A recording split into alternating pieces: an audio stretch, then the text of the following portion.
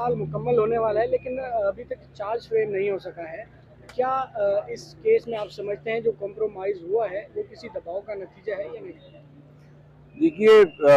मेरे समझने से तो मैं तब बताता ना अगर कोई खुफिया बात होती। ये तो माशरे के सामने है कि 6 महीने तक मफरूर रहे जाम करीम, और जब वो कराची में लैंड की एयरपोर्ट पे, तो सूबाई वज़रा उनको लेने गए। मुशीर कानून उनको अपनी गाड़ी में बैठा के कि उनको पुलिस अरेस्ट ना कर ले, वो हाई कोर्ट लेके आए। Advocate general, additional advocate general के दफ्तर के अंदर उनको अजरक पहनाई गई और उनका सरकारी इस्तकबाल हुआ। फिर वो जो मौजूदा हुकूमत बनी अप्रैल के महीने में 2 वोटों की मेजोरिटी से, उसमें जाम करीम साहब शामिल थे, और फिर उनको पुलिस ने एकदम से अचानक निकाल ही दिया, इल्जाम से बरी जमा कर दिया अफजल झोंकियों के एफिडेविट के ऊपर, और अपनी पूरी तफ्तीश खुद ही दफन कर दिया। और 6 महीने तक जो शीरीन लड़ती रही, अचानक ऐसा क्या हुआ? यकीनी तौर पे उसने भी तमाशा देखा और उसने हिम्मत हार दी। वरना 6 महीने तक वही शीरीन जो कह रही थी कि मुझे इंसाफ चाहिए, और वो बता रही थी किसने कत्ल किया और किस हालात में कत्ल किया। यही अफजल झोंकियो था जिसने 164 का बयान अदालत में दिया था और कहा था कि मैं खुद गया था उस अताक के ऊपर और मेरे सामने तशद्दुद किया गया। तो ये तमाम वाकयात और मामलात हमारे सामने हैं। मगर जब मौजूदा हुकूमत सिंध की, जो कि जमहूरी पीपल्स पार्टी की, और बिलावल भुट्टो साहब खास तौर पे, आसिफ अली जरदारी साहब खास तौर पे, मुराद अली शाह साहब खास तौर पे, जो जमहूरियत के दाई बनते हैं, जो कि ह्यूमन राइट्स की बातें करते हैं और माशाल्लाह बहुत शानदार तकरीरें करते हैं इंसानी हकूक़ के हवाले से, मगर अपनी जो एक निज़ाम है इनका पेटरनेज का कि तुम हमारा ख्याल रखो हम तुम्हारा ख्याल रखेंगे, और जिसको करते हुए तमाम जितने भी आपके जमींदार वडेरे सिंध के अंदर हैं वो तमाम पीपल्स पार्टी में शामिल हैं, कि जो हमारा एक पैरेलल जुडिशल सिस्टम है, हमारे उताक के ऊपर आके फैसले होते हैं और हम कत्ल भी करना चाहे तो कत्ल कर सकते हैं, या हमारा एक पैरेलल ब्यूरोक्रेटिक सिस्टम है, हम जब चाहे जिसकी ज़मीन को पे कब्जा डिक्लेयर करते हैं उसको अपने नाम कर दें, या जो हमारा एक पैरेलल लीगल सिस्टम है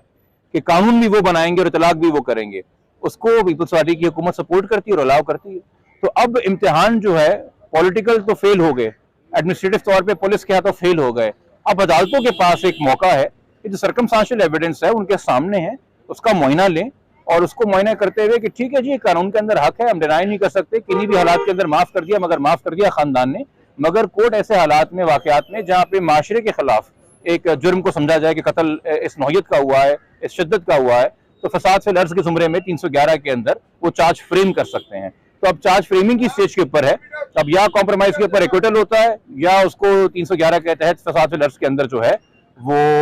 कन्विक्ट करते हैं, चार्ज फ्रेमिंग पे जाते हैं और ट्रायल करते हैं। अच्छा, आपकी जो एनसीएचआर की एप्लीकेशन है उसमें आपकी क्या कंटेंशन है और प्रे क्या है? देखिए, वो भी बड़ा अफसोस का बायस है कि एक जगह सुप्रीम कोर्ट के एक बहुत सीनियर जज मंसूर अली शाह साहब ने एक हालिया तकरीब के अंदर बोला कि एनसीएचआर को आगे आना चाहिए, एनसीएचआर को एक्टिव होना चाहिए, एनसीएचआर को सू मोटर लेना चाहिए ह्यूमन राइट्स केसेस का। और जब एनसीएचआर ने ये लिया, और शुरू में दहशतगर्दी की अदालत ने हमारी एप्लीकेशन डिसाइड नहीं की और टेररिज्म की जुरिस्डिक्शन पे फैसला कर दिया और हम हाई कोर्ट आए, तो पहला रिव्यू हमारा आज 6 महीने हो गए पेंडिंग है। उसके बाद हमने दूसरा रिव्यू फाइल किया, वो 5 महीने हो गए पेंडिंग है। तो हाई कोर्ट के अंदर तो और पिछले 4 हियरिंग से वो केस डिस्चार्ज हो रहा है, लगता ही नहीं है, बारी नहीं आती, हम इंतजार करते रहते हैं। तो ये आपको तर्तजाद नजर आता है ना, इवन कंफ्यूजन है जुडिशरी के अंदर भी। एक हुकूमती इदारा है, पार्लियामेंट ने एक एक्ट के तहत बनाया है, उसको ऑटोनोमस बनाया। अगर एक अच्छा काम हो गया हमारी पार्लियामेंट से और आपने एक ऑटोनोमस इदारा बना दिया, वो अगर किसी केस में पहल करके,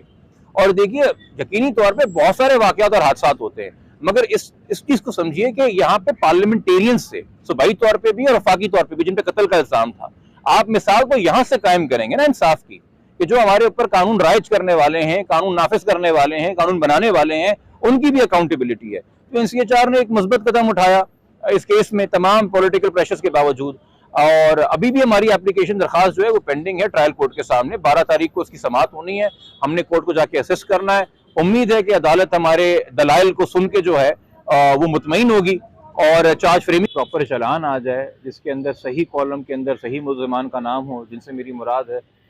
जाम अवैस और जाम करीम, जो कि एमपी और एमएनए साहब हैं, जिनकी उताक के ऊपर कत्ल हुआ, जिन्होंने अपने घर उसे खुद बुलाया था। नाजिम ने मरने से पहले जो वीडियो मैसेज और जो ऑडियो मैसेज अपने वकील को छोड़ी, और वीडियो मैसेज पूरे पाकिस्तान के लिए बजरिया फेसबुक छोड़ा, उसने ऐलान किया था कि कौन बुला रहा है और कौन धमका रहा है। मगर सबके बावजूद ये प्रेशर्स बढ़ते रहे, और ख़ास तौर पे जब पुरानी हुकूमत का तख्ता उल्टा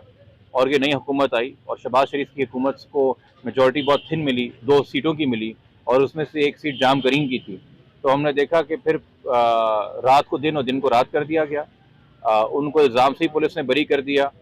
और टेररिज्म के चार्जेस भी हटे, चूँकि प्रोसिक्यूशन ने जो है सपोर्ट ही नहीं किया कि ये टेररिज्म के ज़ुमरे में आता है कि नहीं आता। कोर्ट को प्रॉपर असिस्टेंस नहीं दी गई और वो शीरीन जो कि वो बेवा 4 बच्चों की माँ जो कि 6 महीने से लड़ रही थी इंसाफ के लिए, उसने भी बेचारी हथियार डालने पे मजबूर हो गए। अच्छा, बहुत से लोगों को ये लगता है कि शायद सिर्फ मॉनिटरी नीड होगी, शायद सिर्फ पैसा ज़रूरत होगी, इसलिए उस गरीब ने हथियार डाल दिए।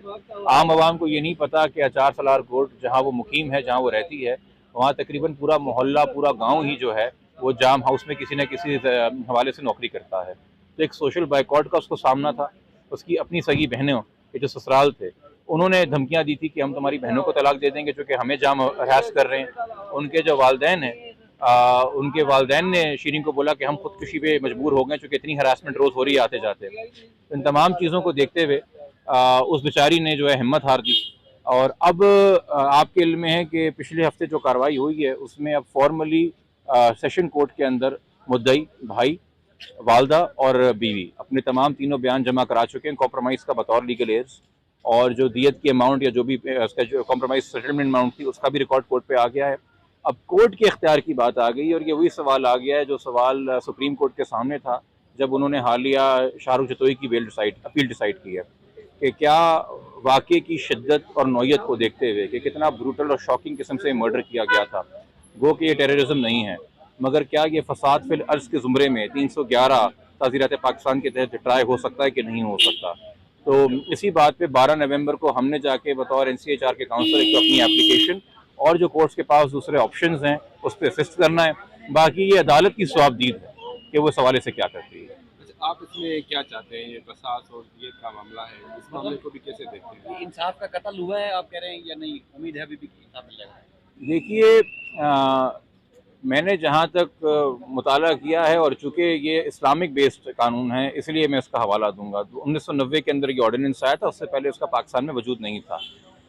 सूरह निसा के अंदर 92 नंबर आए थे और 93 नंबर आए थे। 92 नंबर में दिया का लफ्ज़ बाकायदा इस्तेमाल हुआ है, मगर उसमें लिखा है कि जहाँ एक मोमिन दूसरे मोमिन का, एक बिलीवर दूसरे बिलीवर का गलती से कत्ल कर दे, हादसाती मौत वाक़ हो जाए। और 93 नंबर में आया है कि जो जानबूझ के बदनीयती से कत्ल करे उसके लिए अल्लाह का अज़ाब है। तो जिसके लिए अल्लाह का अज़ाब है उसके लिए हम देख रहे हैं कि यहाँ पे हाई कोर्ट में अचरकें बनाई जाती हैं। तो इसको आप इंसाफ का कत्ल नहीं कहेंगे, उस इंसाफ को आप कायनात का निज़ाम कह लीजिए, उसमें जो इंसाफ होना चाहिए आप शरीय एतबार से कह लीजिए, आप आइनी एतबार से कह लीजिए, आप माशरती एतबार से कह लीजिए, समाजी एतबार से कह लीजिए। अब ये कोर्ट के ऊपर है, क्योंकि देखिए माँ अगर माफ़ कर भी दे, माँ गवाह तो नहीं थी ना कत्ल की पहले रोज़ से, बीवी ने भी माफ़ कर दिया, बीवी भी गवाह नहीं कत्ल की पहले रोज़ से, भाई ने साथ गया तशद्दुद होते देखा, मगर उसके बाद उसने एक्चुअल जो डेथ वाक़ई हुई उस वक्त वो मौजूद नहीं था। तो वैसे ये केस सर्कमस्टेंशियल एविडेंस से बेस्ड है। तो सर्कमस्टेंशियल एविडेंस के लिए उसकी पुरतशद्दुद लाश का मिलना, उसकी लाश का जाम हाउस के बाहर मिलना, उसका अपना ऑडियो मैसेज अपने वकील को भेजना जो कि वेरीफाई हो गया कि जेन्युइन है, उसका अपना वीडियो मैसेज होना, उससे पहले जो वीडियो मंजर आम पे आई जो कि एक अरब शिकारी के साथ जो मेहमान थे जाम के, जो लड़ाई का होना, ये तमाम मामला ये सिर्फ इशारा करते हैं कि एक ट्रायल कंडक्ट हो सकता है और सर्कमस्टेंशियल एविडेंस के ऊपर आप कन्विक्शन के लिए जा सकते हैं। मगर कभी कभी अगर पॉलिटिकल करेज ना हो तो आवाम फिर जुडिशल करेज का इंतजार करती है। तो अब देखना है कि जुडिशल करेज होगा कि नहीं होगा।